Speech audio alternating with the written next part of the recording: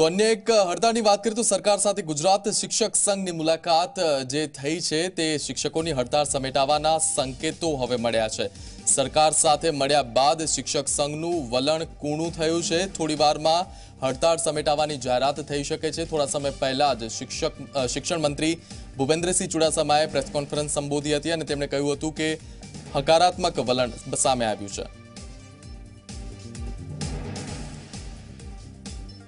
તો આ સાથે જ હાલ શિક્ષક સંઘના પ્રાથમિક શિક્ષક સંઘના પ્રમુખ દિગ્વિજયસિંહ અમારી સાથે જોડાઈ ચૂક્યા છે। દિગ્વિજયસિંહ, ઝી24 કલાકમાં આપનું સ્વાગત છે। સૌથી પહેલો સવાલ, આપની જે સરકાર સાથેની બેઠક રહી એ બેઠકને લઈને આપનું શું કહેવું છે, શું પ્રતિભાવ છે આપનો?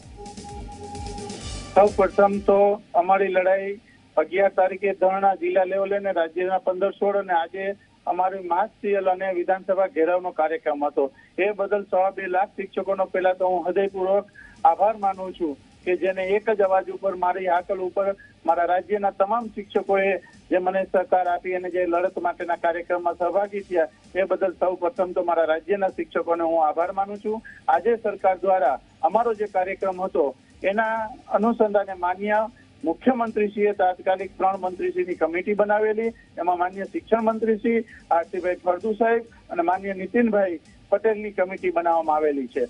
અમારે માન્ય મંત્રીશ્રી સાથે ત્યાં સુધી ચર્ચા ના થાય ત્યાં સુધી અમારા કાર્યક્રમ માટે અમારો આજ માસનો કાર્યક્રમ હતો રજા રાખવા બાબતનો અને વિધાનસભા ઘેરાવ બાબત માન્ય મંત્રીશ્રી સાથે બેઠક થયા પછી માન્ય મંત્રીશ્રીએ ખાતરી કે 100% દાખવી કે જે કંઈ અમારો 97નો સળંગ સર્વિસનો પ્રશ્ન છે એને કઈ રીતે હપ્તા કે અધિકારી સાથે બેસીને જે કંઈ એરિયસનું બાબત છે એ કઈ રીતે આપવાનું થાય એ બાબતની ચર્ચાને બેઠક કરવા માટેની એમની સાથે હકારાત્મક અને અમને પોઝિટિવ જે કંઈ અમારે નિર્ણય માટે મંત્રીશ્રીએ ખાતરી આપેલી છે અને ટૂંક સમયમાં જ અમારી 3 મંત્રીશ્રી સાથે મંડળ સાથે બેઠક કરી અને એનો નિર્ણય કરવામાં આવશે। બીજું અમારા સીસીસીનો જે પ્રશ્ન હતો એની પણ આજે સહી થઈ ગયેલી છે પત્રની અને જે કંઈ શિક્ષણ વિભાગ લેવલના પ્રશ્ન છે એના પણ મંત્રીશ્રીએ ખાતરી આપી છે। અમારો અત્યારે મુખ્ય માંગણી અને મુખ્ય લડાઈ હતી 97થી સળંગ સર્વિસ બાબતની। આ બાબતમાં સરકારશ્રીએ 100% હકારાત્મક લઈ અને માન્ય મંત્રીશ્રીને અમારી પાસે મોકલેલા અને માન્ય સીએમ સાહેબે જ્યારે કમિટીમાં એમની રચના કરી છે અને અમારા જ મંત્રી જ્યારે એમાં કમિટીમાં હોય જી દિગ્વિજયસિંહ, શું આજે હડતાળ સમેટાઈ જશે? શિક્ષકો પરત ફરશે? આજે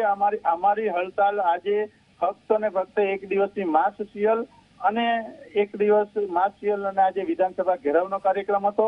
આજનો કાર્યક્રમ અમારો અહીંયા પૂર્ણ થાય છે અને સરકારે જે અમારી માંગણી સ્વીકારવા માટેની ખાતરી રાખી છે ભરોસા અને વિશ્વાસ સાથે આજે અમારો કાર્યક્રમ અહીંયા અમે પૂર્ણ કરી છે અને અમને 100% ભરોસો અને વિશ્વાસ છે કે અમારી માંગણી જે કંઈ હતી એ સરકારે વિચારવા માટે તાત્કાલિક કમિટી બનાવી અને અમારી સાથે બેઠક કરીને આ નિર્ણય કર્યો છે। સરકારને પણ અમે આવકારી છીએ અને અમને જે કોઈ સહકાર આપ્યો જે કોઈ લોકોએ ભાજપ હોય કોંગ્રેસ હોય કે સામાજિક સંસ્થાઓ જે કંઈ અન્ય મંડળો પણ અમને ખુલ્લો જ્યારે સમર્થન આપેલું એ બદલ હું રાજ્યના પ્રમુખ તરીકે મારા 2 લાખ શિક્ષકોનો પણ હું આભાર માનું છું અને તમામ મંડળોનો પણ હું આભાર માનું છું અને આવનાર સમય સાથે ઝડપથી અમારો નિરાકરણ આચારસંહિતા પહેલા આગળની રણનીતિ શું રહેશે દિગ્વિજયસિંહ આપની? આગળની રણનીતિમાં અમારી ટૂંક સમયમાં સરકાર સાથે બેઠક થયા પછી અમારા પ્રશ્નોનું સોલ્યુશન થઈ જાય તો અમારી કોઈ રણનીતિ અમને ફક્ત અમારો હક માટેની અમારી લડાઈ હતી અને અમારો હક માટે સરકાર જ્યારે પોઝિટિવ વાત કરી છે ત્યારે અમારો હક મળી જાય ત્યારે અમે કોઈ રાજકારણમાં પડવા માંગતા નથી।